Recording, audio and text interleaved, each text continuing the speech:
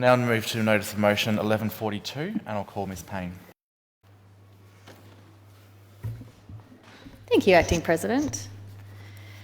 Private members' bills give non-government members and backbenchers the opportunity to put forward proposals to change the law to be considered by the government.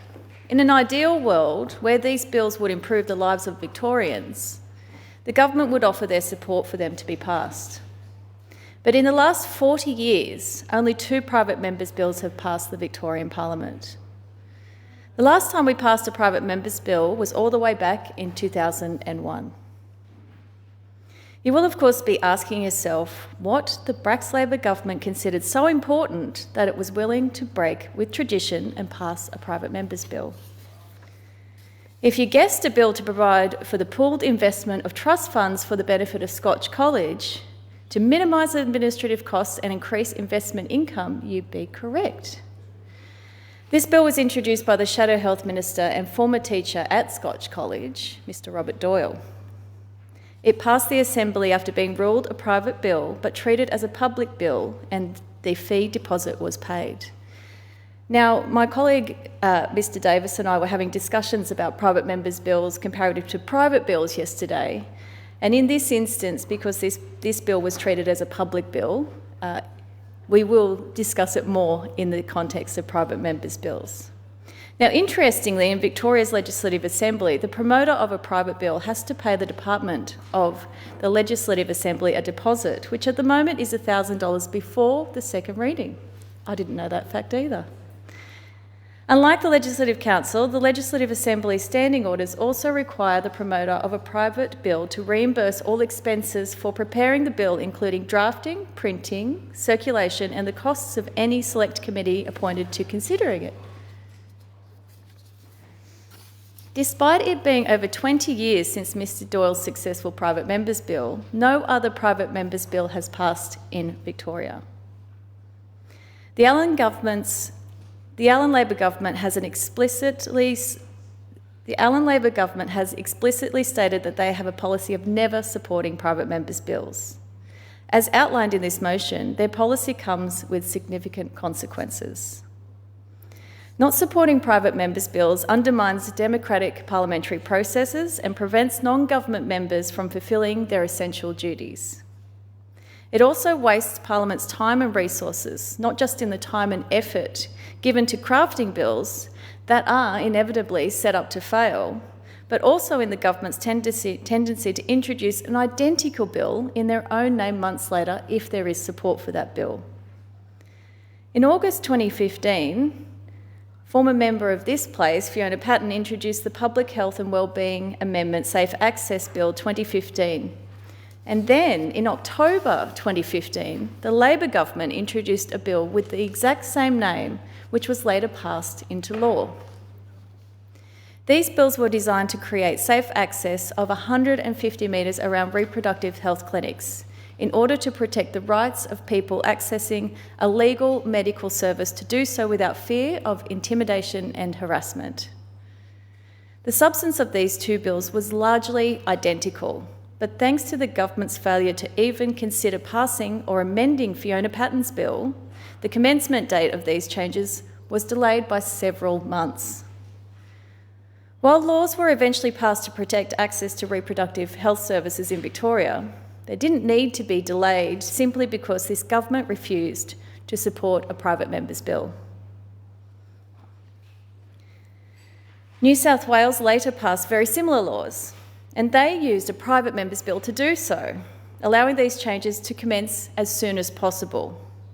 Now, maybe Victoria should be more like New South Wales.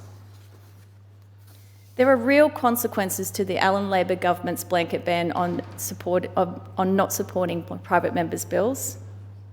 In all cases, but especially where bills are intended to address serious risks of people being harmed, like safe access zones for abortion services, it is shameful that the Victorian government's pride would stand in the way of passing these laws as soon as possible.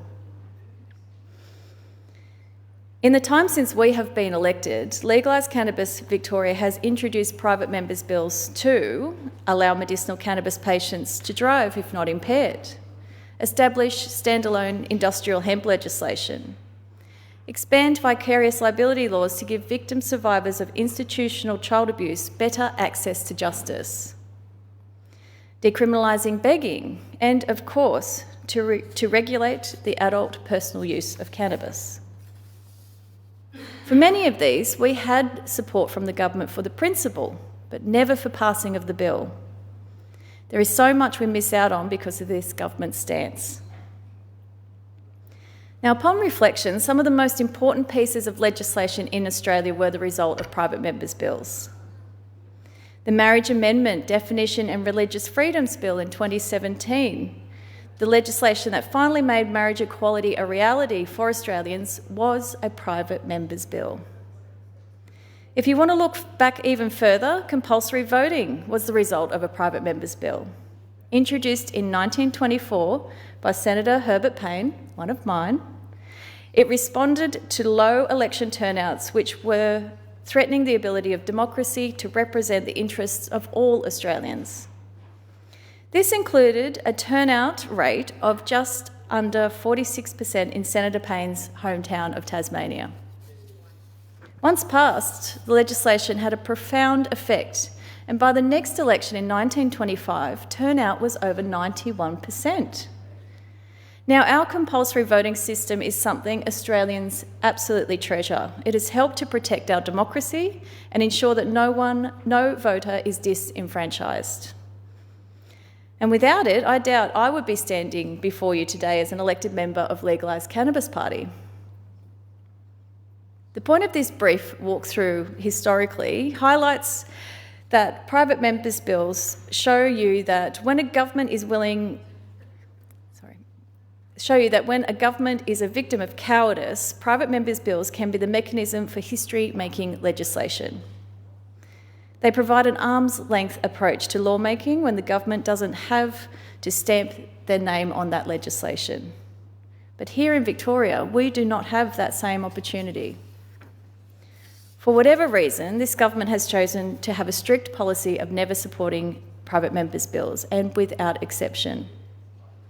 Now, this policy is unique to Victoria. Nowhere else in this country will you find such a stubborn government that is so willing to waste Parliament's resources and make sure that they get to stamp their own name on every bill that passes through this place.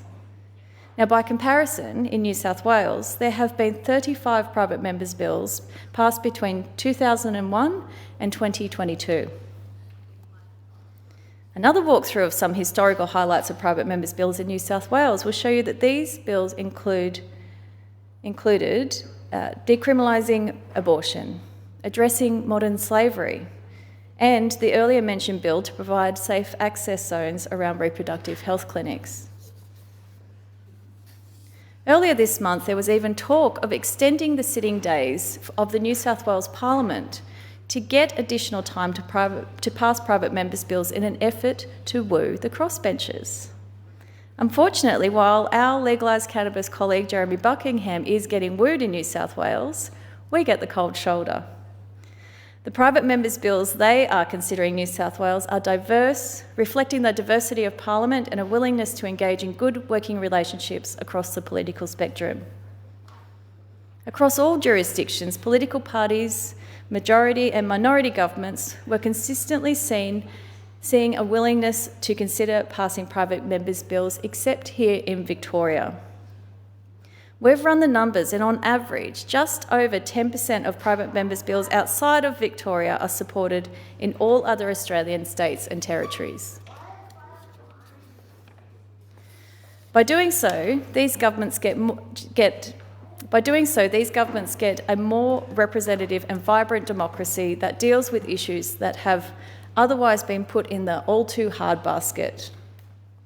Now, can you imagine between Legalised Cannabis Victoria, the opposition, the Animal Justice Party, the Greens, One Nation, the Libertarian Party and shooters, fishers and farmers? Imagine the vibrant and wide-ranging legislation that could pass given the chance. That's why my colleagues and I are calling on the Allan Labor government to end their policy of not supporting private members' bills. Thank you.